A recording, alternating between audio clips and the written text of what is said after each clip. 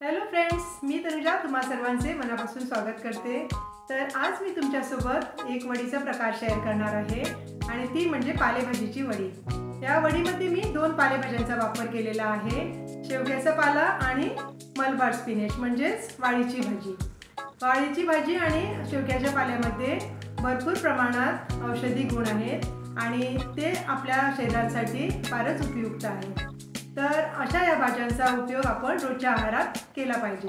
तर अशा या दोन्ही भाज्यांचा उपयोग करून मी ही वडी पौष्टिक वडी बनवलेली आहे आणि तीच रेसिपी मी आज तुमच्यासोबत शेअर करणार आहे। चला तर मग रेसिपीला सुरुवात करूया। सुरुवातीला आपण भाज्या पाहूया। ही आहे मलबार स्पिनच म्हणजेच वाळीची भाजी। ही भाजी दोन प्रकारची असते, एक हिरवी आणि एक लाल। या दोन्ही भाज्या मी माझ्या गार्डनमध्ये लावलेल्या आहेत। आणि ही आहे शेवग्याचा पाला,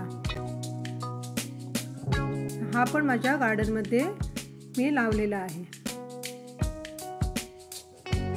वडी बनवण्यासाठी लागणारे साहित्य पाहूया।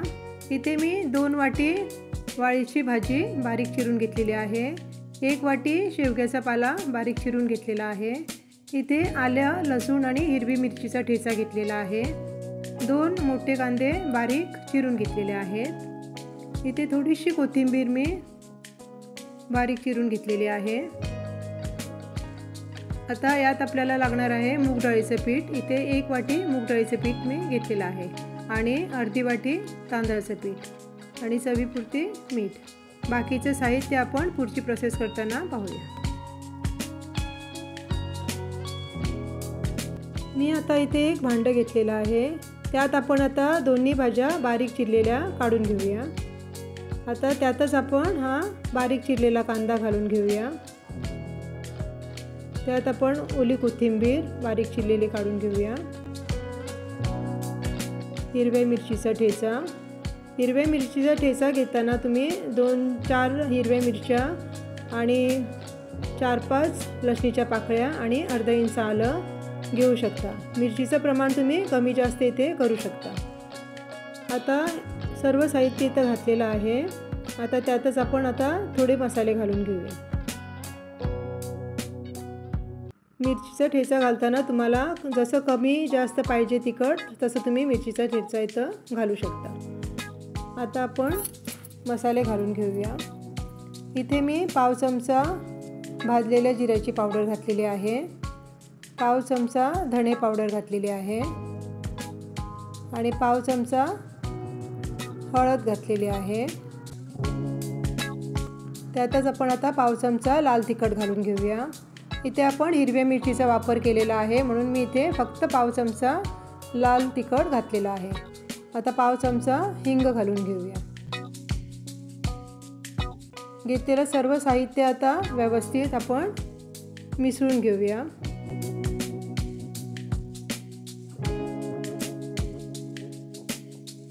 इथे आता चवीपुरतं मीठ घालून घेऊया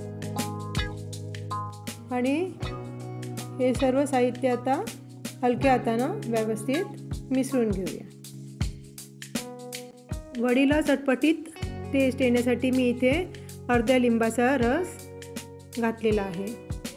आता यातच आपण घेतलेलं पीठ घालून घेऊया। इथे मी आता सुरुवातीला 1 कप मूग डाळीचं पीठ घेतलेलं आहे। पुढे पाहिजे असल्यास आपण अर्धी वाटी पीठ इथं घालू शकतो। इथं अर्धी वाटी मी तांदळाचं पीठ घेतलेलं आहे। हे आता सर्व हलक्या हातानं व्यवस्थित मिसळून घेऊया।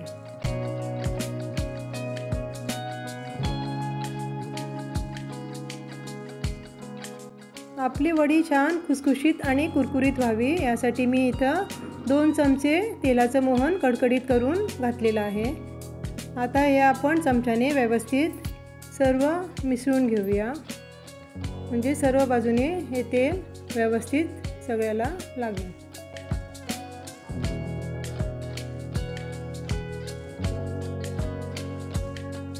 आता यातच आपण अर्धा चमचा ओवा छान हातावर चोळून घालून घेऊया आणि हे पीठ आता व्यवस्थित मळून घेऊया। असे मी 2 गोळे आता बनवून घेतलेले आहेत। इथे मी पांढरे तीळ एका प्लेटमध्ये काढून घेतलेले आहेत। आता यावरच हा गोळा असा ठेवून छानपैकी रोल करून घेऊया आणि सगळ्या बाजूने व्यवस्थित हे तीळ लावून घेऊया। असे दोन्ही गोळ्यांना तीळ व्यवस्थितपणे लावून घ्या। हे गोळे आता वाफवून घेण्यासाठी मी इथे एक स्टीमर ठेवलेला आहे। आता हे पाणी उकळल्यावर यावरच आपण आता हे दोन्ही गोळे ठेवून घेऊया आणि 15 ते 20 मिनिटं हे गोळे आता छान वाफवून घेऊया।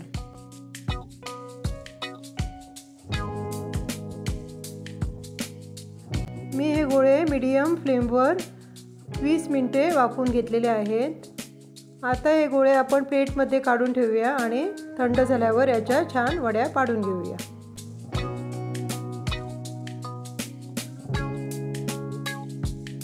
वाफवून घेतलेले गोळे आता छान थंड झालेले आहेत। आता आपण याचे सुरीच्या सहाय्याने सर्व वड्या पाडून घेऊया। अशा पातळ वड्या कापून घ्या म्हणजे आपल्या वड्या छान कुरकुरीत होतात। सर्व वड्या मी कापून घेतलेल्या आहेत। बघा छान व्यवस्थित कापल्या जातात वड्या आणि पाहिजे तेवढ्या पातळ आपल्याला ह्या वड्या कापता येतात।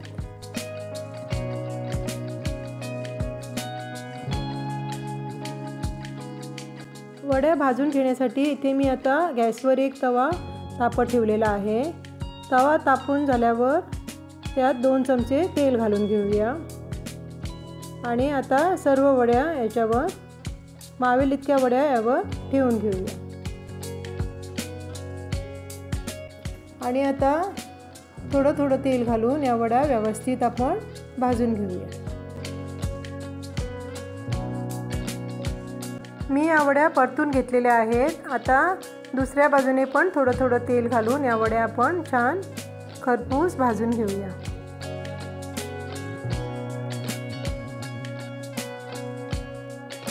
हे बघा छान वड्या आपल्या खरपूस दोन्ही बाजूने भाजून झालेल्या आहेत। तयार आहेत आपल्या कुरकुरीत खुसखुशीत पौष्टिक वड्या। हे बघा एक मी तुम्हाला आता वडी तोडून दाखवते। छान आपल्या खुसखुशीत वड्या झालेल्या आहेत। बघा तुम्हाला डीप फ्राय करायच्या असेल तर डीप फ्राय करून सुद्धा ह्या वड्या तुम्ही खाऊ शकता। तर या वड्या खायला छान लागतात आणि पौष्टिक पण आहेत। जर तुमची मुलं ह्या पालेभाज्या खात नाहीत तर त्यांना ही अशी वडी बनवून तुम्ही देऊ शकता। तर आजची रेसिपी तुम्हाला कशी वाटली हे कमेंट करून नक्कीच कळवा आणि लाईक शेअर सबस्क्राईब करायला विसरू नका। चला तर मग भेटूया आपल्या पुढच्या व्हिडिओमध्ये। तोपर्यंत मस्त खा, स्वस्थ रहा, धन्यवाद।